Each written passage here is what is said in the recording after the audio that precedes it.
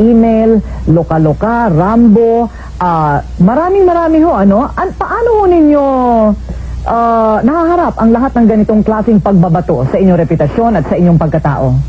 Ay di ibig lang sabihin na nangangamba sila talaga sa akin dahil maski ganyang kandidata ako, kung wala akong kwentang tao, maski anong gagawin ko, maski anong sasabihin ko, ibaliwala nila ako, hindi nila ako papansinin. Pero nakita mo na para makakuha lang ng publicity, meron dyan na gustong-gusto na kalabanin ako pilit maski hindi ko sila pinapansin, at meron dyan na talagang dedikado sila sa paninira lamang sa akin. Parang ang kanilang behavior ay sa psychiatry nagiging obsessive-compulsive na.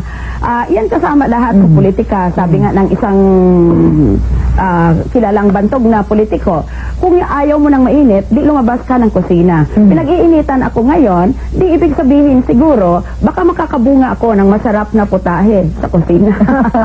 Anyway,